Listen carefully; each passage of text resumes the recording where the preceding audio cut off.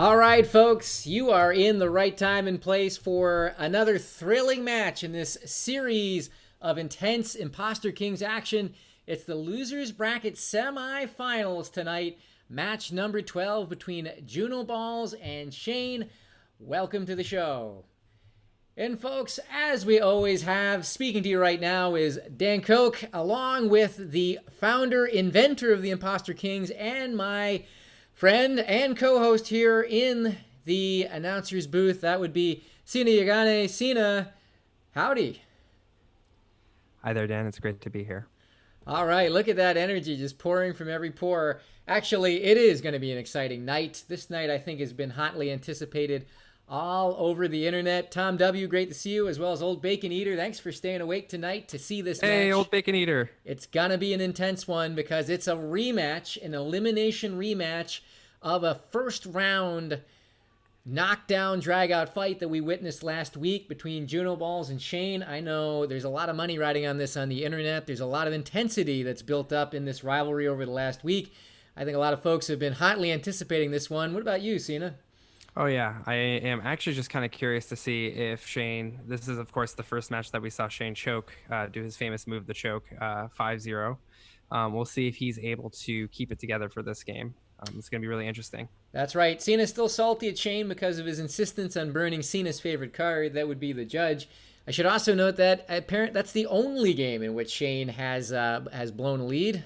So that's not true. He almost blew it with Sasuke, but he didn't blow it. So he still chokes, but he's controlling the choke. He's controlling the throttle, if you will, a little bit on it. But I'm really excited for this match. I'm even wearing my this is my Little Mac hoodie for those of you who know Punch Out, Mike Tyson's Punch Out. So it's gonna be a slugfest tonight. That's right. Sina, right after this, is gonna fly into LaGuardia Airport, go down to Brooklyn Heights, and do a little bit of jogging across the Hudson River from Lower Manhattan and the Empire State Building. Maybe get a password or two.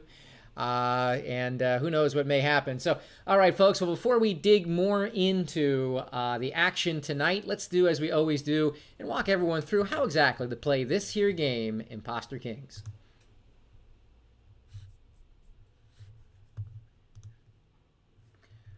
All right, folks, how to play Imposter Kings. Well, if you've seen this many times, you can maybe sneak in a couple of seconds and nap. Otherwise, pay close attention. This is how the game is played. So, players take turns playing a card from their hand onto the throne. The objective is to be the last player able to play a card. Cards can only be played on cards of equal or lesser value unless they have a special ability that allows them to be played on the current top card. So an example card is right here, the Elder. 2 of the 18 cards in the deck are this card right here in bold royal blue, but they're not royalty. As a matter of fact, an Elder is a mere 3, as that white number 3 in the top left corner would indicate. But one thing the Elder can do is, if you see that text at the bottom, you may play an Elder on any royalty card. There are 2 royalty cards in the deck, and they are both worth 9, but yet the humble Elder as a 3 can still go down on top of them. There are, as I mentioned, 18 cards in the deck. At the start of each hand, each player is dealt 8 of the 18. The remaining 2 cards are burned. 1 face up that both players get to see, 1 face down, which is a mystery. That means the players generally know where 17 of the 18 cards are at the start of each hand, but that face down card causes a lot of mayhem. Each player also starts with a face up king card. Prior to each hand, each player burns 1 card face down, and then selects 1 card as their successor card to place face down next to their king, technically not in their hand. So let's take a look at the king here. Again, staring right to the bottom of us through this card here. You can use the king once per hand, and when you do so, it does 2 things. One is it disgraces the current card on the court. We'll mention what that does in a second. And the second thing is it allows you to take that successor card protected on the table into your hand. So what does it mean to be disgraced? Well, a disgraced card is flipped over. It has a value of 1. It has no special properties. It goes from something to effectively nothing. Here's another card here, the Inquisitor. Note the Inquisitor is a 4, as the number 4 next to his glower would indicate. There's 2 Inquisitors in the deck. Note that text. You may say a card name. Other players of that card in their hand must play 1 to their antechamber. What does that mean? Well, antechamber cards must be played next turn regardless of whether it would otherwise be a valid play. So playing an Inquisitor means you can guess a card in your opponent's hand, and if they have it, they must play it, meaning you both get more information about your opponent's hand, and you force their next play, which can turn the tides in your favor if you know the right move to make. A couple other cards to keep your eyes on in that deck. One is the Fool there on the left, just a humble one, which means it can only be played on disgraced cards. But note that text. If you play the Fool, any face-up card in the court may be put into your hand, which can win you the hand if you can get the right card back into your hand. On the right-hand side is the Assassin. Again, the Assassin is just the 2. It's not always the biggest number that's most important, because if your opponent uses their king and you have the Assassin in your hand, it's game over. Stabatha comes out, the knife goes into your opponent, and you win that hand. A couple last things to note. Games are to 7 points. The way the hands are scored, you get 1 point for winning, 1 point for the opponent still having a card in their hand when you win, and an additional point if you can win without using your king. A couple other quick things to note. One is each player gets a free mulligan, meaning if they don't like their hand, they can toss it away once per match and get a redeal of that hand. But after they use the freebie, any future mulligans will cost them 2 points. They'll only want to use that if they're certain they're going to get swamped that hand for a 3-point loss. One other thing to note is the player with the true king in front of them is the one who gets to choose who goes first that hand. The true king goes to the player who lost the previous hand, but it starts by random distribution. That'll be the first thing we see when we jump into Imposter King Stadium. All right, that's how you play the game. Now let's take a look at how the bracket is shaping up. Well, here's the bracket, and as we mentioned, things have just gotten more intense. We're down to the final 4. This is the lower bracket semifinals between Junoballs and Shane, and they both had an interesting way to get to this point. Junoballs and Shane were a first-round match where Junoballs upset Shane, coming back from a 5-love deficit to take a 7-5 victory. That kicked Shane back down into the lower bracket, where he's had to scratch and claw his way back to the tournament. He wiped out Sasuke for our first elimination, then beat Master X 328 to advance to the current round, and he is out for blood. Meanwhile, Junoballs, having won that first match, ran into Dancing Faraz, who took that match 7-2, knocking him back down to the lower bracket, but he averted elimination by beating Dolan 7-2, and that's what sets up the elimination rematch tonight. The winner will advance on to play Dancing Faraz in the lower bracket finals. The loser is out. There will be no second chances from this rematch. It is all on the line. So stepping back into the broadcast booth, Sina, again, we've seen these two players play before. It feels like a long time ago because there's been a lot of action since then and a lot of learning both for these two players and for the tournament pool at large. What are some new things we can expect tonight in this rematch? Yeah, as you mentioned, this is a revenge match. These two absolute titans fought each other at the beginning, and they vowed to see each other again in the lower bracket, and the prophecy has come true. They're good friends, but they're also very strong competitors, and neither of them are going to give up here. They have a lot riding on this line. They've got some side bets of their own.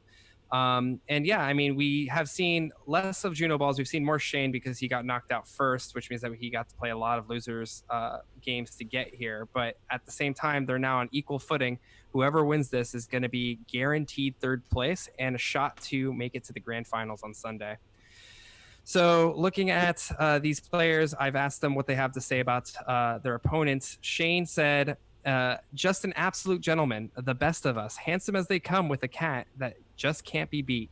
May the wind flow through his beard magnificently on the steel horse he rides, which is quite a different tone than what he said last time when he called Junoballs the heel, and I can't remember what other adjectives he used, but it seems like he's showing a lot of respect here. Junoballs, on the other hand, said, Shane is a mental titan whose gentle lagresse can only be matched by his deep knowledge of Imposter King's lore and strategy. In addition, he has troubles keeping his nasal exhalations from picking up on the open headset mic, which is very true. You guys will hear that pretty soon here. Well, there you go. It's so courteous, right? We're expecting this to be a lot of bad blood, especially with that first round match ending the way it did. But look at these gentlemen being gentlemen and gentlemanly in a gentleman's game of the Imposter Kings. And I also definitely appreciate Shane's reference to the title track to the Young Guns 2 soundtrack, the Bon Jovi hit Dead or Alive. Excellent use of that. That's where the Steel Horse I Ride part comes in. Very good. So anyway, thank you, Jorge Posada, by the way, for the bits. 123 bits now wagered on Juno Balls tonight, so the bits are coming out on the wager. You know, this feels like a final. Even though it's the lower bracket semifinals, it really does feel like a final. Whomever wins this is going to have a boatload of momentum. They're going to run headlong into Dancing Faraz in tomorrow night's lower bracket final, but I've got to think whomever walks out of here tonight is going to be a real force to be reckoned with. Yep, I agree. I think that both of these competitors are going to be top tier, and Dancing Faraz is going to be watching this video to hopefully understand their strategy going into this. All right. Well, Sina, any last comments before we jump into Imposter King Stadium? No, let's do it. Let's see what they have in store for us. It looks like before we get started. So we'll go ahead and get into the stadium and see what he has to say. All right, we're going to jump into the stadium now. I hear the distant sound of shuffling down in the arena. See everyone there and just the wink of a hat. All right, there it is, folks. Juno Balls, J Frog will be playing on the left side of the screen. Shane will be on the right side. I see that the kings have been dealt. Let's see who got the true king, and we'll start the first hand choosing who will play first. Yep, it looks like Shane already has it, and let's see what Shane has to say here. Maybe they didn't get my message. Well, while Sina's getting the... Ladies and gentlemen of the Twitch court, as it were, something came to my attention today. I just want to nip it in the bud before it kind of, metastasizes into what is obviously a terrible rumor that is being mongered by, I think we know who. Dan Koch is not actually the grandson of the infamous Koch brothers. And Sina, I think, I want to say shame on you, but maybe this is what we should expect. Junoballs are ready to go. I regret everything, so that's great. It looks like they're going to go ahead and get started. Thank you. Shane's got the first player king here. I can confirm that, folks. Even though I have the same last name, the same pronunciation, I am not at all related to the Koch brothers of Koch Industries. If I were, then Imposter King Stadium would probably be a real building and not a fictional one in Tabletop Simulator. All right, so let's go through the first hand here. We've got the accused card here, or the face-up card known to both players. That's the Zealot. And the face-down card here is the King's Hand. Ooh, so both of them are going to be worried about counter spells, but that's not going to be happening. So, all right, that's interesting indeed. Yeah, when the King's Hand is out of play, everyone is on their tippy toes for no good reason, but they don't know that the King's Hand is not involved. So looking now first at Shane's hand. Fool, Assassin, Elder, Judge, Soldier, Mystic, Queen, and Princess. A good, well-balanced hand, both specialty cards, the Fool and Assassin, and both royalty cards. Pretty formidable, Sina. No Oathbounds, but he's still got that Mystic, which is a really powerful card, as well as the Battery. He's got the first player king, the true king here. When I say the Battery, I like the Judge Soldier combo. I think it's really powerful. And you'll see what that means in just a second, potentially. Just kidding. He's going to throw away the Judge. We all know that. It's very possible. Going over to Juno Ball's hand, looks like we've got Double Inquisitor, so definitely do not want to let him go first. He's got both the Oathbounds, one of the Elders.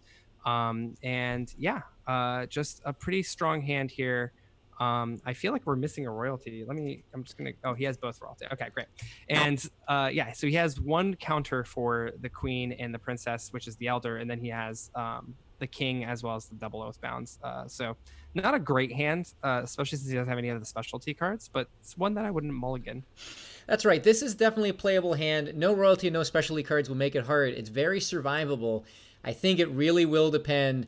His hammer is going to be the Warlord and the Sentry. If he can get the Warlord out at the right time, having blunted Shane's attack, he's got a real shot at this one. He needs to use the Inquisitors very well to try to draw out the deadly cards that are in Shane's hand. We'll see how it plays out. Shane's got the advantage where he will decide who goes first this hand. Let's see what he picks. Yep. And I think this is definitely something that he should probably do. He should probably take himself. All right, we'll see. Here we go. Oh, he's already throwing away the Elder here.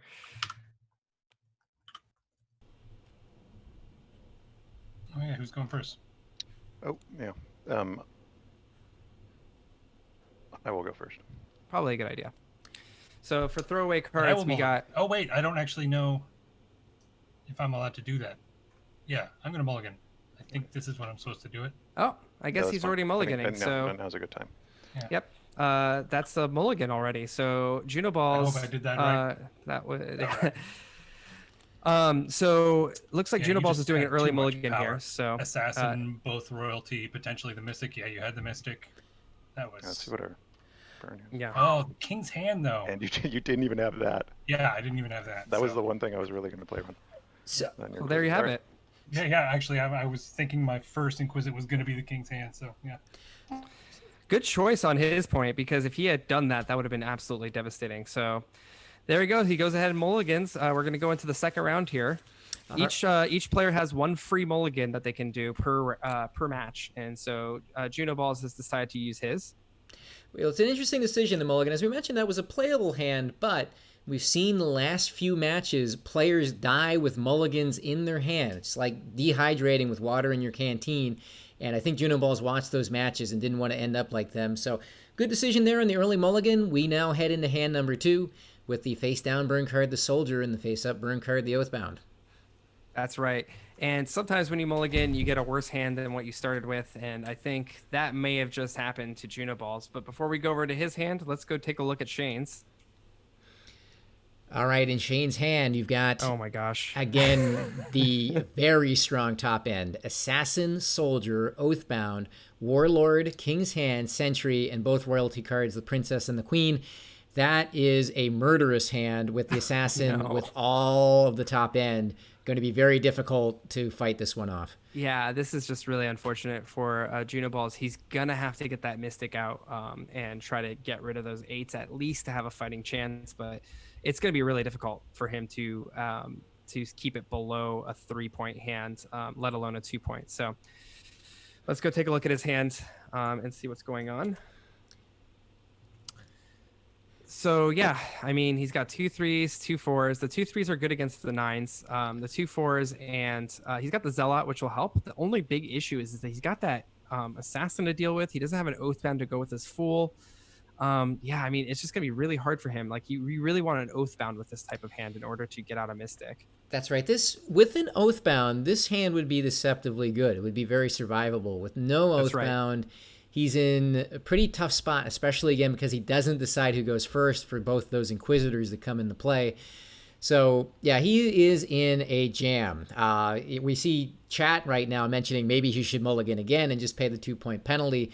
I think he might be able to survive well enough to maybe force this to be a 1 or 2 point loss, but a victory, not likely in the cards here.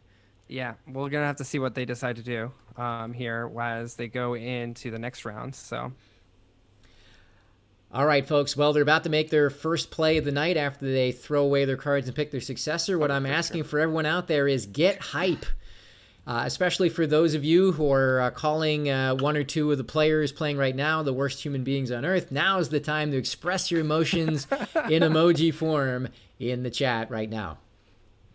yeah, really good company of friends here. Yeah, I mean, this is going to be really tough. I actually would have liked if he successored his Mystic, just because if, well, he knows that he doesn't have any Inquisitors, so he's not even going to try to pull that off. I don't know. I mean, this is just going to be a really tough hand. Let's take a look at their burns here. Looks like Shane is burning the Assassin. I'm not sure if I like that.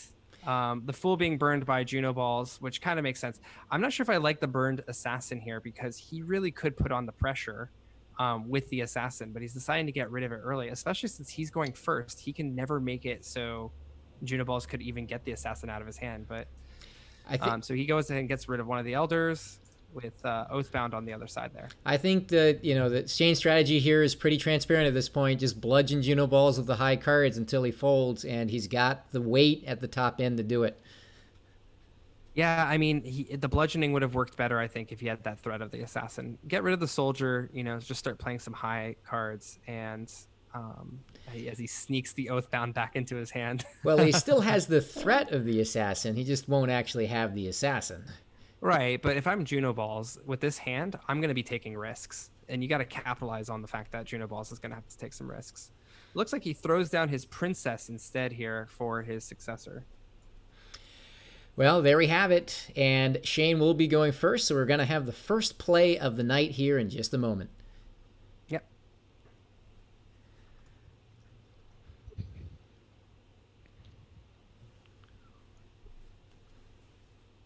You have the Inquisitor?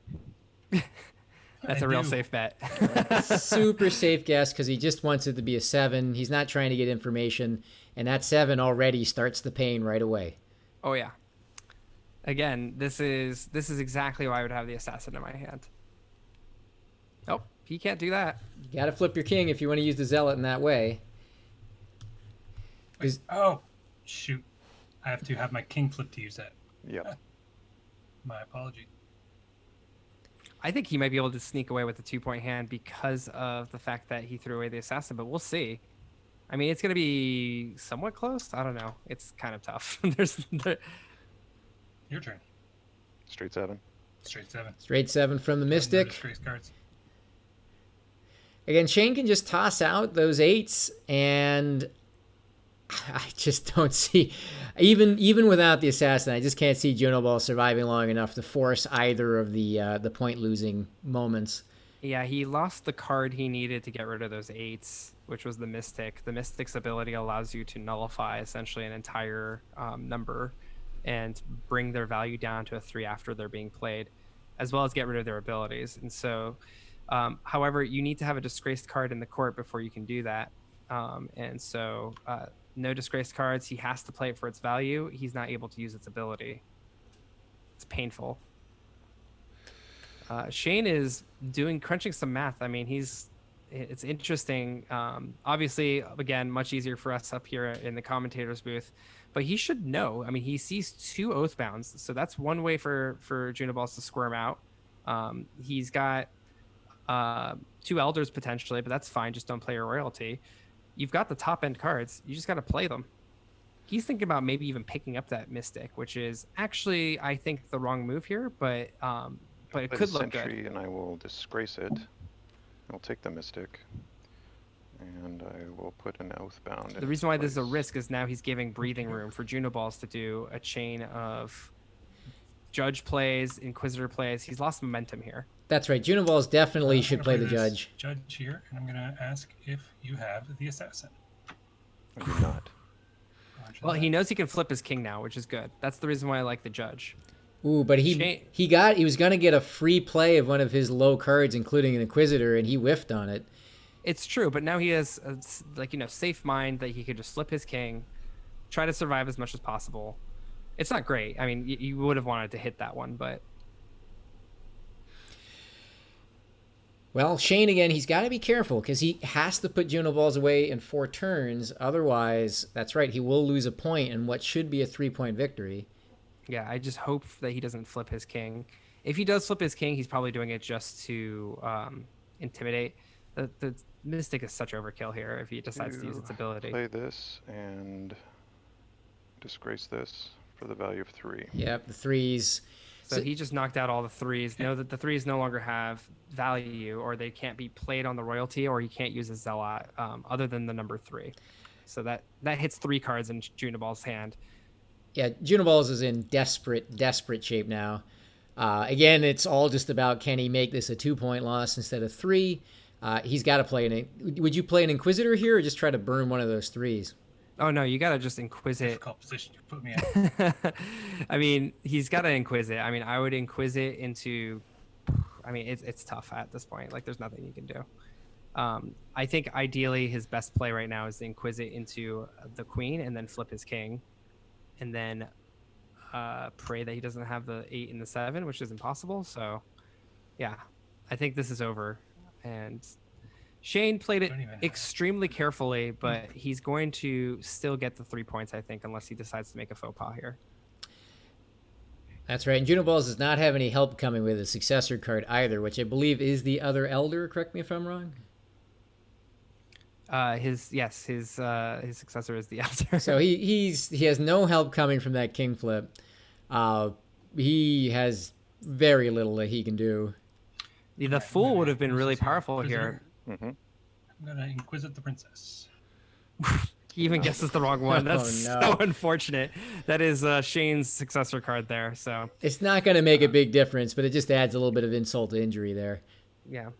Wisp in the chat here doesn't know how the game is played at all, although I invite him to play with me at any time because I do want him to play this game. However, he does say the fool at the end, referring to Shane walking into Junoball's trap. However, I actually think the fool, the card in Junoball's hand, would have been really powerful since Shane keeps using abilities of cards. It would have at least given him that Oathbound, which would give him at least one more turn. That's right, and it would have given him a reason to sing the dance song that Faraz always makes mention to as well. Yeah, that's Galantis, I believe.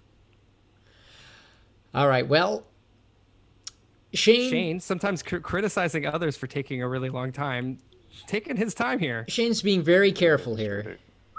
And that should be it, I think. Uncalled for. So he's got to flip his king. Got to flip the king. And this should do it right here. Yep. Also uncalled for. I considered taking a 2-point mulligan there, and I should have. I actually agree with that, and that's really rough. I mean, when you don't have the first player king, that's really tough. It's a tough position to be in. So. Yeah, I burned her. I had quite the hand. All right, well. As he throws 7s and 9s at his opponent. Kept the assassin. I thought I could have forced a 2-point hand out of you, but since you tossed her, it was all moot. So again, it's not always having the beefier cards numerically, but with that advantage that Shane had over Junoballs, there was very little that he could do there. Yeah, I agree. I mean, that first hand, questionable mulligan, I would say. It wasn't like a terrible hand, but this one was just really bad. And I don't disagree with Junoballs on maybe taking a 2-point mulligan there just to be safe. He's going to pay the price here with the 3-point loss, and hopefully the heart of the cards will come back to him.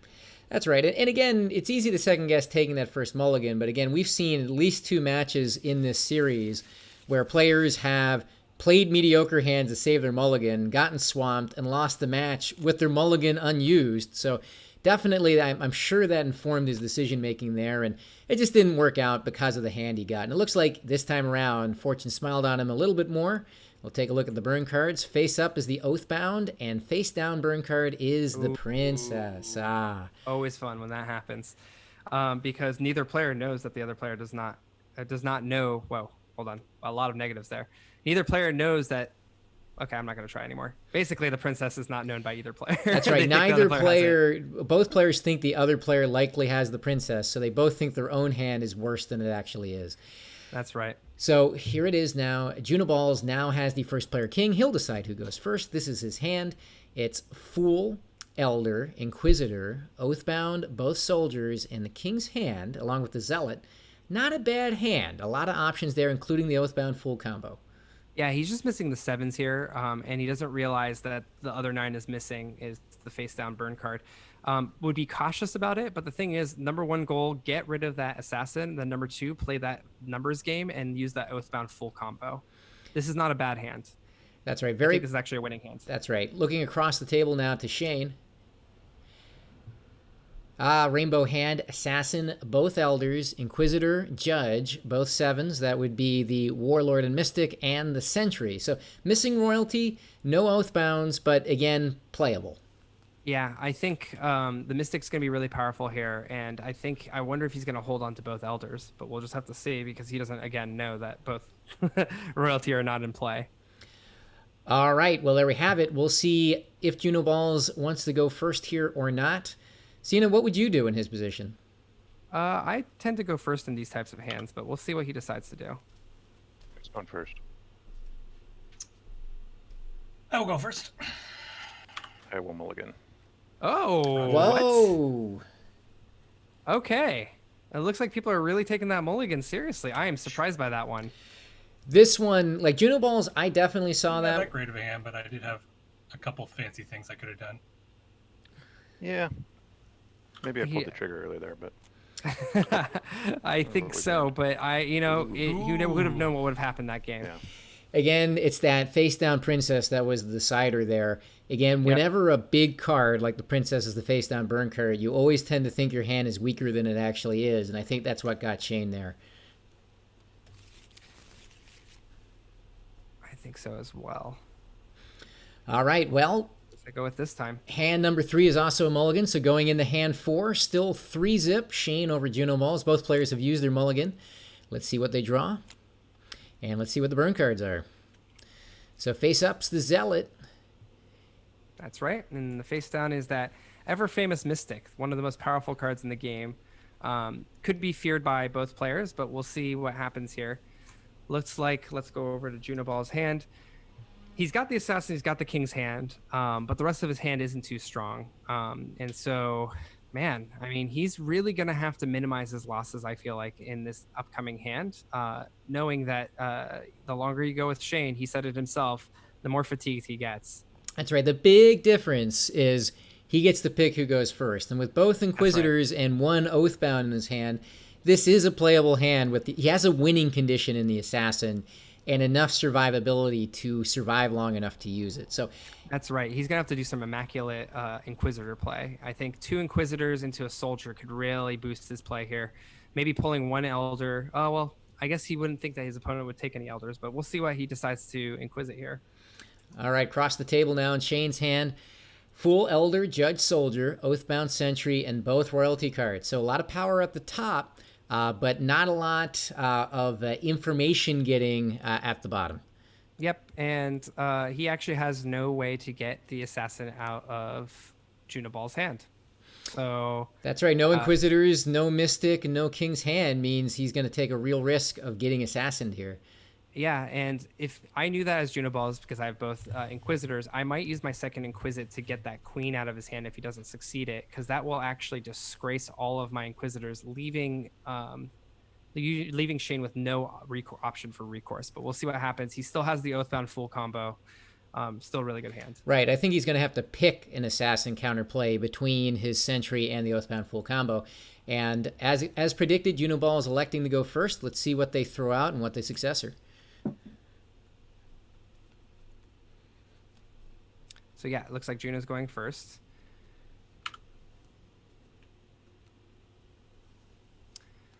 We'll start with Shane's face down card here. He's throwing away one of his Elders as expected.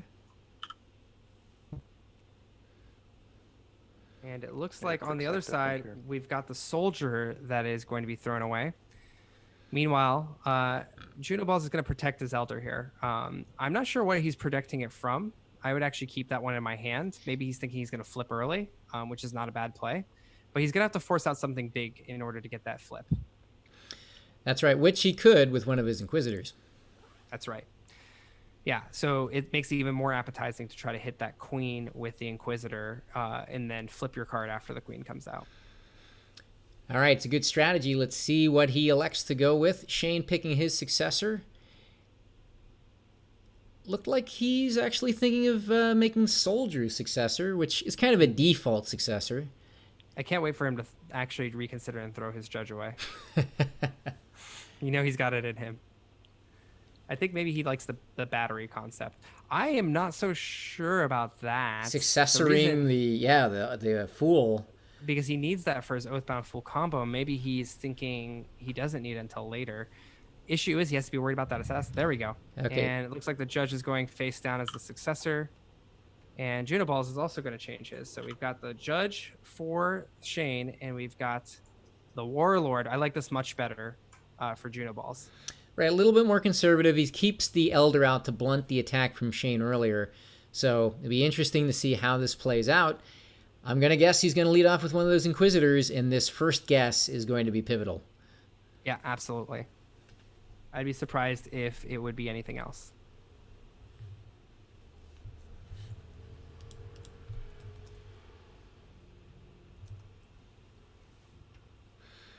All right, thinking it carefully. Yeah. I mean, again, I'm sure he's going to play one of those Inquisitors. I could be wrong, but I'm very confident in that. But that guess is going to set the tone for this entire hand. You good, man? He just asked if he's good. I think. All right, I'm gonna go. Okay, here we go. Starts with the with the Inquisitor, the assassin. That would be a I'm big going brain to play. Inquisit. didn't hear what he inquisited I'm there. going to ask Oh, he hasn't asked yet. if you have a queen. Okay, he's going right at the top. Yep. He's got to flip his king here, I think. I think. I'm not sure if he wants to... Okay. I would have liked it if he had done it with both Inquisitors, so that way he couldn't give up an Inquisitor for that assassin, but he's got a choice here. So that's interesting. You know, with him inquisiting the queen first, I would read that, if I'm Shane, as him having the... into Inquisitor now. Ask Interesting. If you have the princess. Oh my goodness So me. that's how he's getting the other royalty card out. Oh my gosh. Princess. What's He that? is banking I do. it all on getting that assassin play. We'll see if he runs out of cards first. I mean, this is going to be crazy because he's going to flip his king on this one, and And the other player has the let me- fool. He shouldn't flip his king on this. He should use his elder. Oh yeah, that's right. I That's want to right. use her ability. I'm pretty excited. I'm curious to see if this is going to work out for him. Thank you for the bits, by the way, Slayer Bill. 100 bits behind Juno. He's definitely the favorite right now in terms of bits voting. So right now it's more bits to Juno than Shane. The Juno fan club out in earnest. That's what you get. When you're posting all those cat pictures in the therapy bunker, you get fans.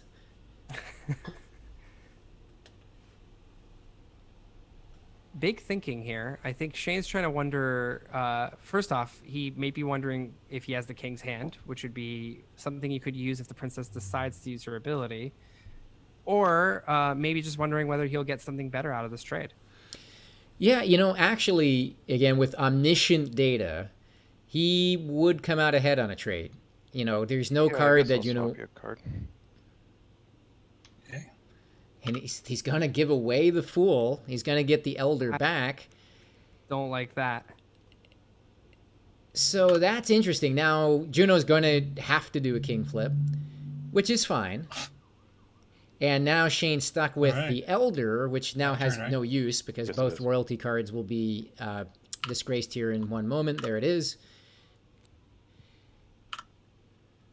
That's right. And so, I mean, he comes down to 2 points by flipping his king. We knew he was going to do that with his brave Oathbound and Inquisitor play. I would have liked to see Junoballs use the king's hand against that princess. But I'm not sure how far it would go. He's getting rid of that Elder now, Shane. And he's got 3 cards, and he's got to get the higher level cards out. And I'm not sure if he's going to be able to do it in time. He's going to have to... He's going to have to not use his Oathbound, I can tell you that much. He's going to have to lead off with this... well, I guess it's Junoball's turn, and he's going to have to play either a 7 or an 8. Yeah, he's got to play... And knowing... I think this is Shane's game, actually, because he plays a 7 or an 8. Shane matches with an 8. He plays the other card, and then it's just Oathbound into a soldier, and that should win it. If he understands what cards are in play. He knows that one of his cards has to be the Fool. I would assume he would think the other one is the Assassin. If he's got his calculus right, he can come away with this with 3-point victory here. That's right. Of course, it's possible he may try to use that sentry to, for example, pick up an Inquisitor. Mm-hmm. And that... That's a red herring. You know, if he does that, he's going to put himself into a situation where he might just either win with lower cards or he might actually run out of cards to play. I sure hope he's reading behind the lines here. He's got 4 cards to go up against. One of them he knows is the Fool. The other one he can infer is the Assassin. And so he's going to see the other 2. So hopefully he can pick it up. I'm gonna play this here, Warlord. Okay. And he's got to play the sentry here. He has the option to use the Oathbound, but if he uses the Oathbound right now, it could be disastrous. It could be disastrous. No, actually, it's not that bad if he does it. So he's got 2 options, actually, for victory here. Yes, I am also sad that the Inquisitor emo is not approved by Twitch yet. Otherwise, I would be applauding Junoballs with his play with a bunch of Inquisitor emotes.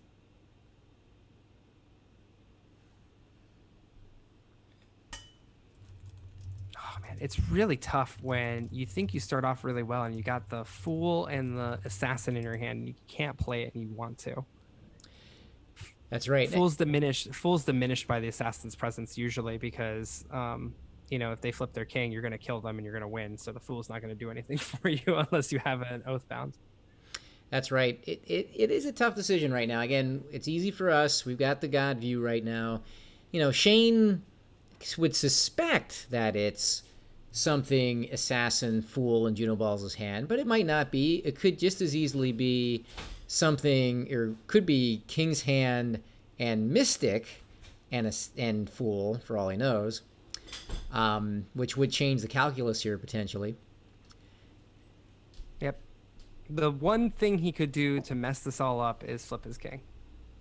That would be a disaster, of course, an instant loss.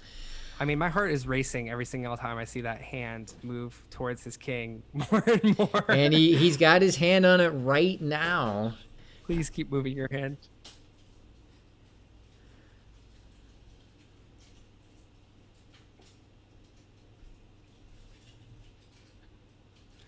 There it is. All right, okay. There he goes. Don't use it. Don't you dare use it. He's going to use it. I can feel it in the air.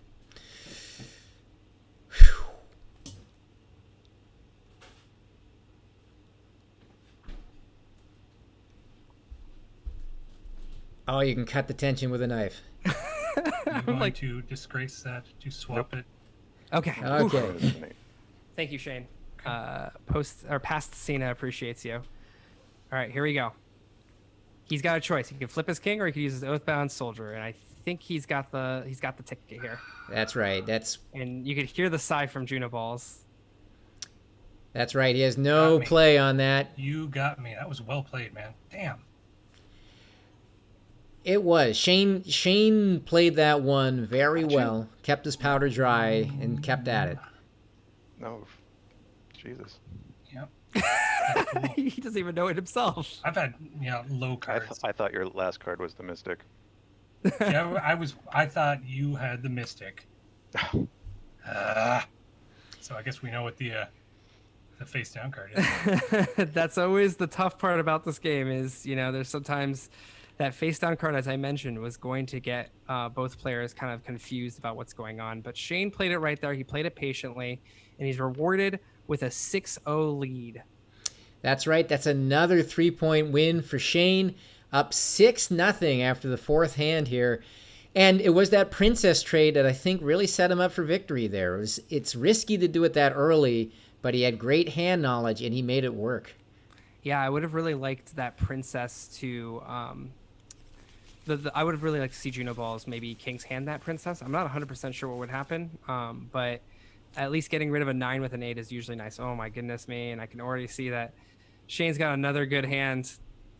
Oh my goodness, and when you have 1 point before you lose, that's going to be real tough.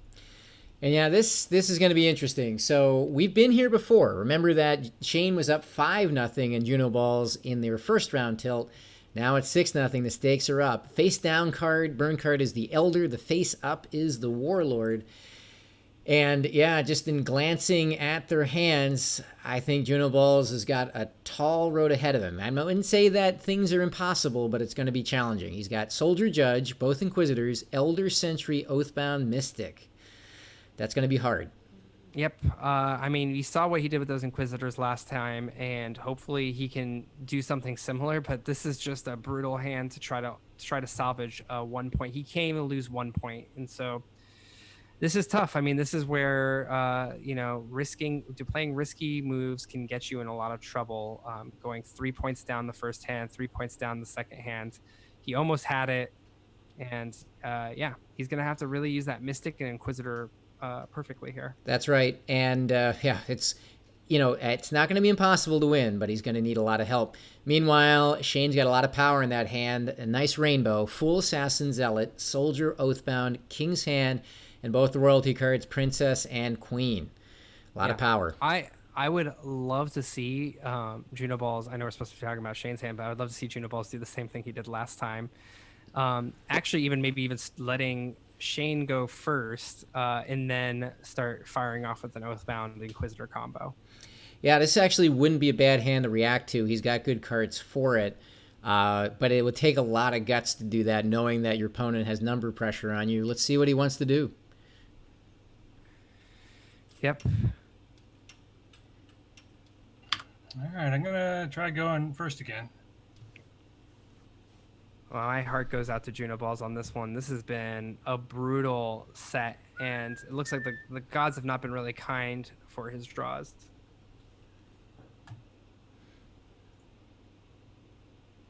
Definitely going to need to have that immaculate energy.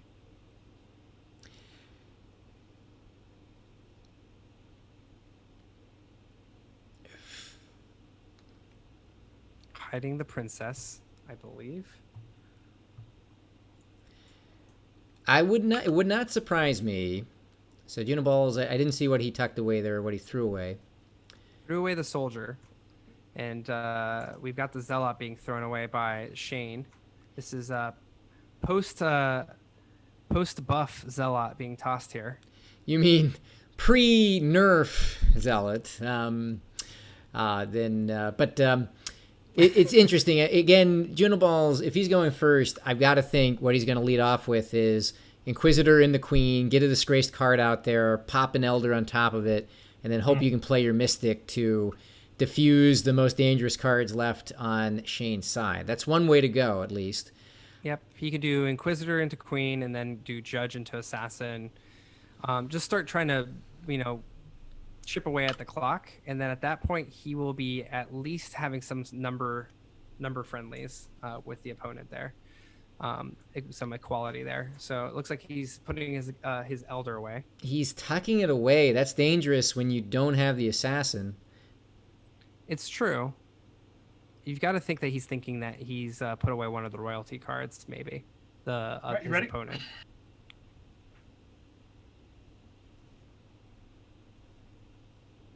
Midget.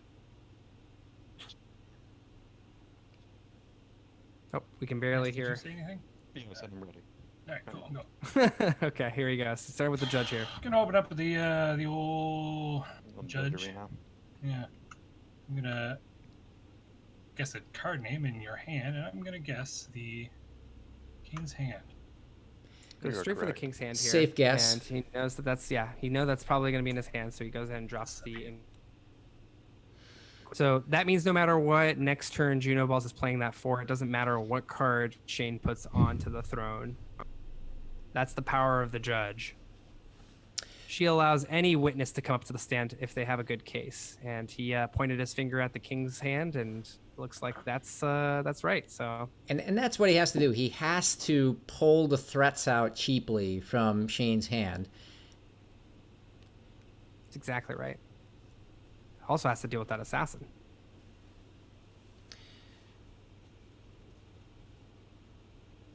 Shane tosses out the soldier. Doesn't matter if it's a 5 or a 7, but he will get information, and he could potentially disgrace the judge, although I don't know why he would. Couldn't hear us. I have me a mystic. Okay, guess the Mystic. There's a little bit of a lag spike there, but I think I got the gist here. Looks like he's now playing the Inquisitor.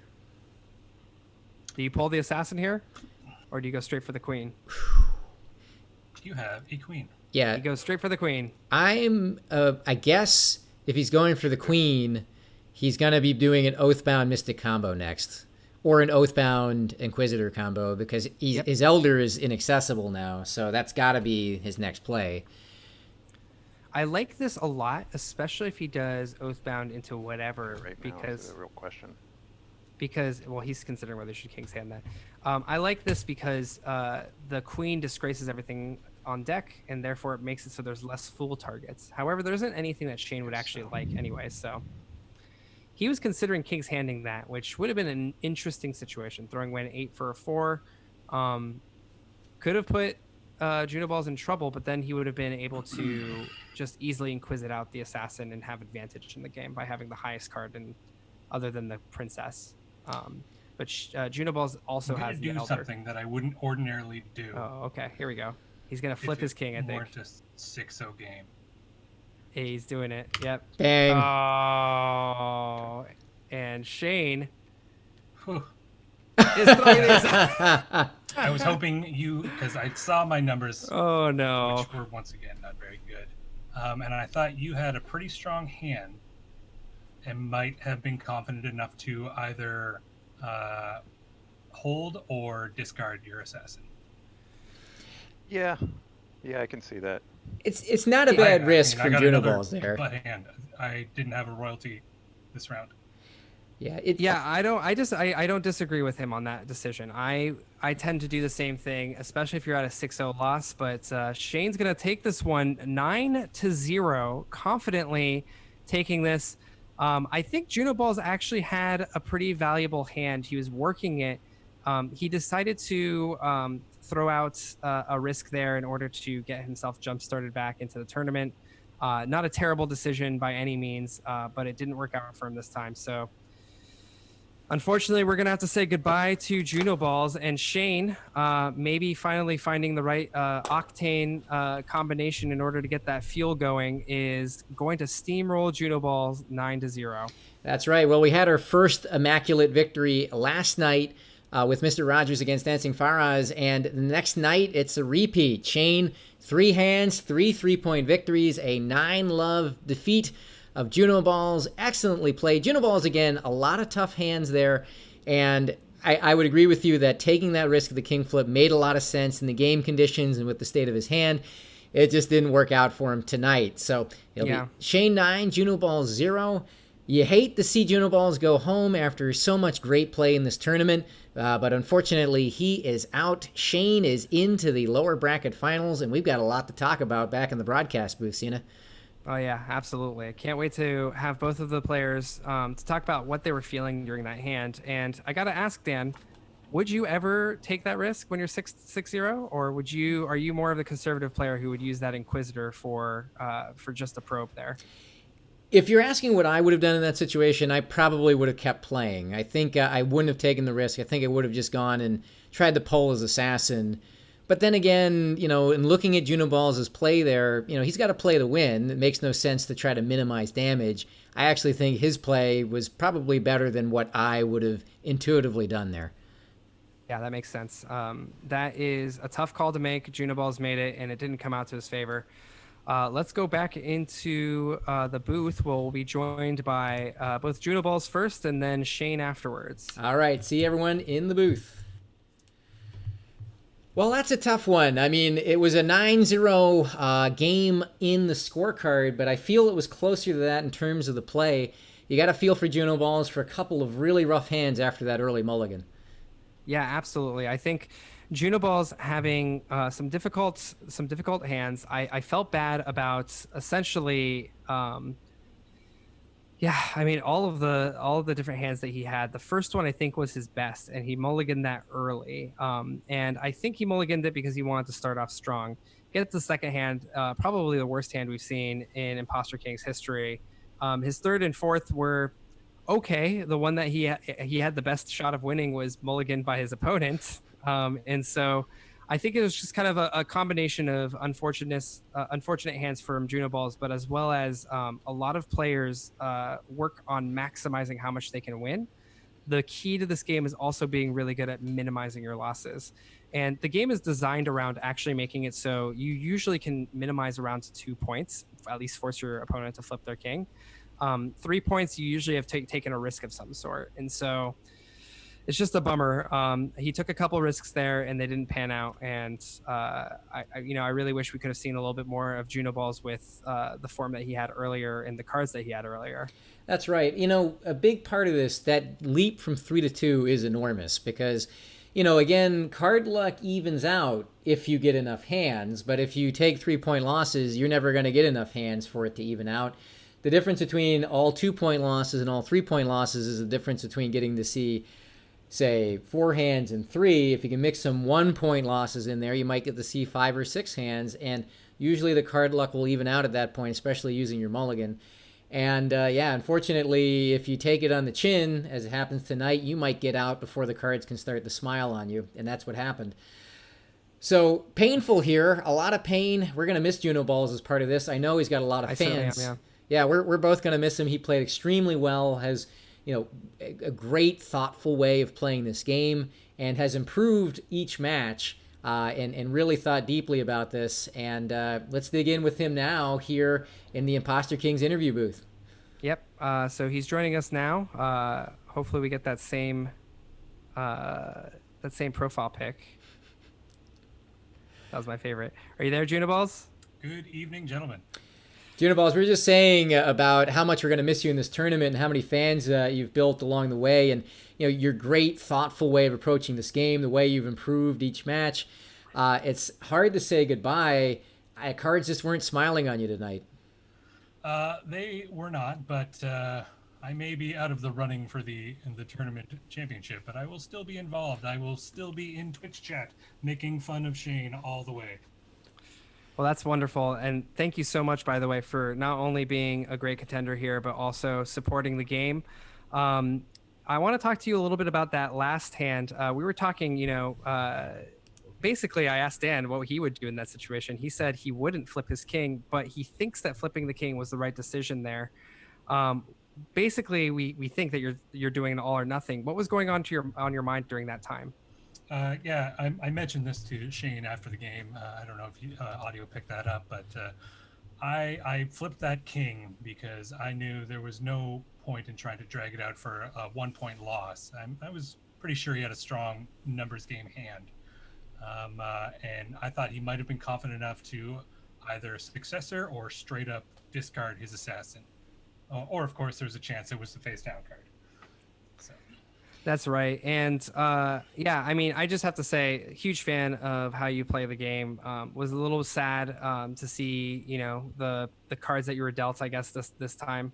But that's kind of what happens sometimes in this world. So I'm hoping that this doesn't discourage you from future tournaments, as well as potentially a 3 and 4 player tournament coming up later on this year.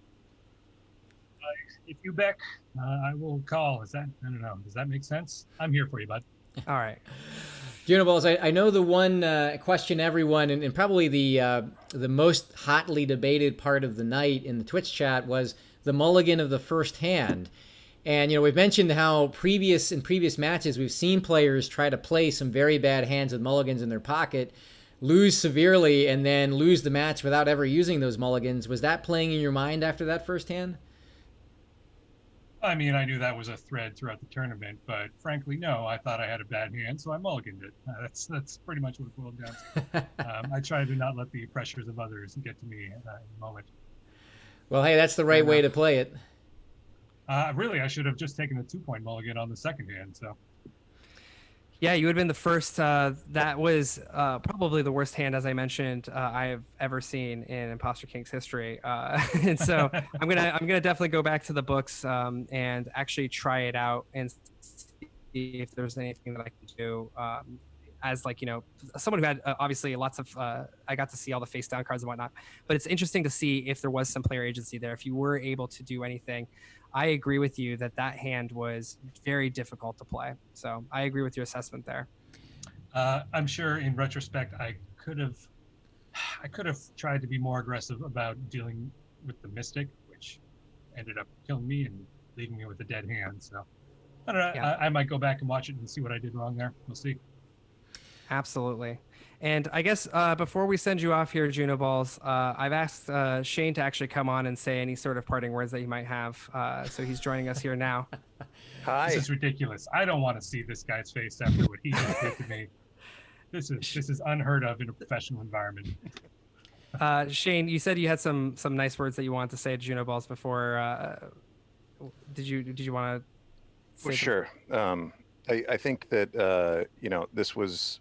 Despite the fact that we take a little jabs at each other, this was a real brother on brother matchup.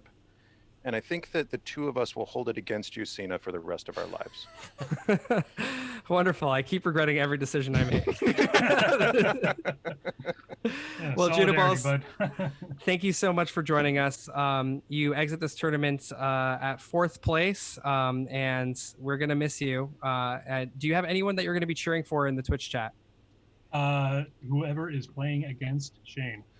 Wonderful. Wouldn't have So it probably only one more game then. One more round tomorrow night. Shane is Dancing now Faraz will bounce me tomorrow. Yeah. going to Dancing Faraz in the losers finals.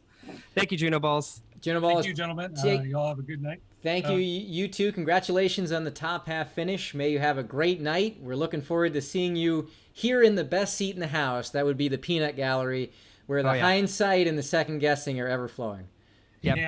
Can't wait, boys. Everyone has an opinion. Y'all have a good evening. Have a good night.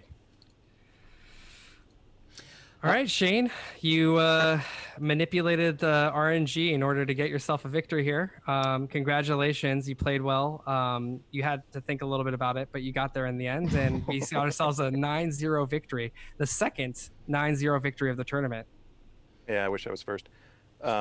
Thanks. I appreciate the subtle jabs that you're taking at me. I did maybe think at one point, once, before winning that game. The rest of the time I was just on autopilot.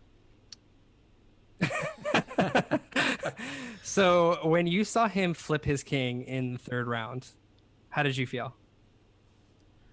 We noticed that you waited a little bit before you threw out the assassin. Was there a thought in your mind to keep playing and pretend like you just not actually play the assassin and actually win again? No, there wasn't. But I did do the flip from his flip just to prolong the moment slightly longer. Junoball said a lot of nice things about me outside of the game for the past week, I guess. So I just wanted to savor the moment of, his agonizing defeat. And yeah, it felt good. It felt really good. I mean, you're the same person who have defeated Sasuke and promised 500 years of darkness onto the world. So I wouldn't put anything past you after all the nice things that Junoballs has said to you. In my promotion of the game tonight, I did let everyone know that Junoballs could potentially save the world if I didn't beat him, but I'm really fighting for the agony to continue. Wonderful. Excellent. Well, it's good to have the stakes nice and high. One thing we talked about in your post-match interview after your last match was how right after an hour you start having a hard time focusing on kind of bringing your best gameplay. I noticed the game time tonight was a mere 44 minutes. Was that a conscious strategy to blast Junoballs away in the shortest time possible, or is that just the way the cookie crumbled? Dan, you bring up a great point, as you always do, and I absolutely was playing for time, because at a certain point I turn into Joe Biden, and I really wanted to secure the victory quickly. I went for 3-0s because Sina told me I should, even though the game I guess is balanced around 2-0s. But I went for 3-0s, and then I took that mulligan early. I think that was a playable hand, but I knew that things were on my side. Interesting. That's great. I mean, I think using the mulligan when you have the momentum is an interesting strategy. You forego potentially having it later on when you need it, but when you're already up that many points, or when you've already started with a 3-0 hand, it's interesting to make sure you have a better hand potentially. So the way you just explained it, I realize I've given away too much. That's right. You can bet Dancing Faraz will be watching this VOD very closely and is busy assembling his inch-thick dossier of your strategies and plays for tomorrow night's match. You can count on that.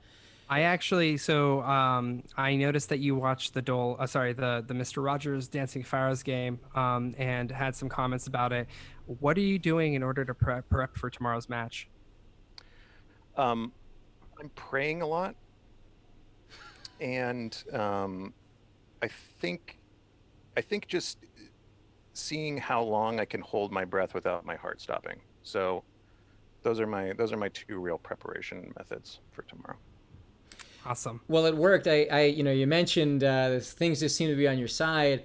I couldn't get a hold of the other members of the Holy Trinity, but I did get a hold of the Holy Ghost before the match, and he said he had 5 Gs riding on you tonight, so it worked out very well.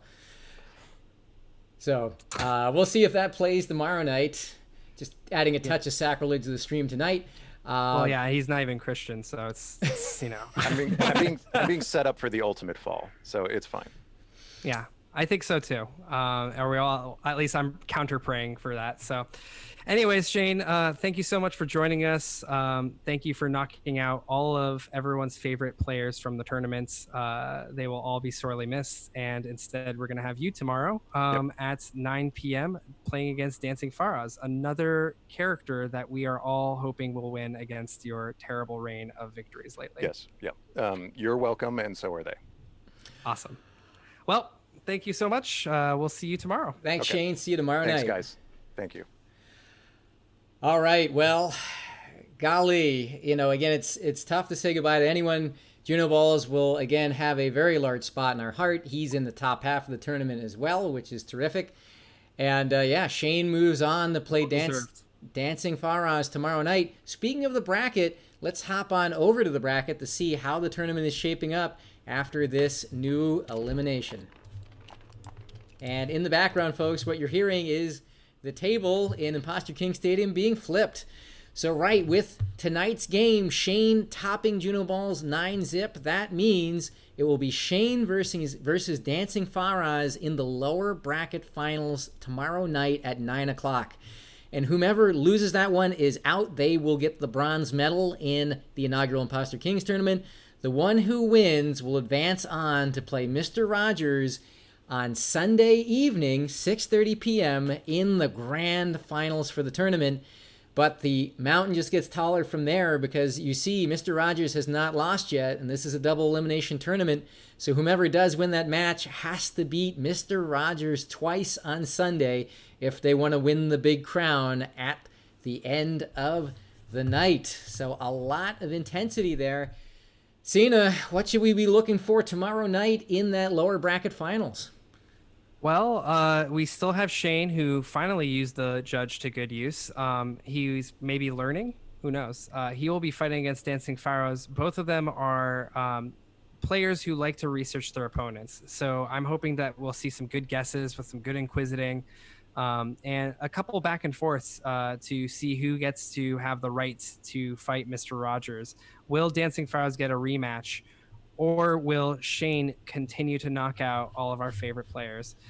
On the other side, I just wanted to say the grand finals is on Sunday at 6:30 p.m. PST. It's going to be a hype. We're going to have hopefully a big crowd, and for every viewer that we have, we're going to be donating money to a charity Let's Play, which is Child's Play, which is Child's Play, which is a charity down here in Seattle, local. Which helps children who are having some problems in life and find solace in playing games. So try to get your friends and family out for that one. And it's going to be a really good show, I think. It could either go one match or it can go two. And I'm sure that it's going to go into some pretty intense matches. Yeah, whatever it's going to be, it will be intense. Child's Play is a terrific charity. It does a lot of great work for at-risk children throughout the country and the world. And put a bite in the Sina's wallet by getting every friend you know to turn out Sunday night at 6:30 p.m. Pacific because it should be a great and intense match. Well, Sina, any final words before we do our outro?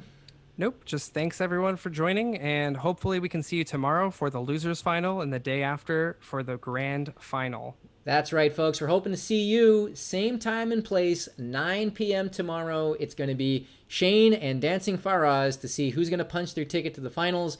And then you've got the finals, 6:30 p.m. Sunday evening. And that is going to be intense. Mr. Rogers versus the winner of tomorrow night's match. Thank you all for turning out tonight. We hope you have a great weekend. We hope we see you over the weekend. For all the folks in the chat, thank you again for getting so hype. And we will see you here tomorrow night. Take care, everybody. 100% unmissable. 100% unmissable. Good night, everyone. Good night.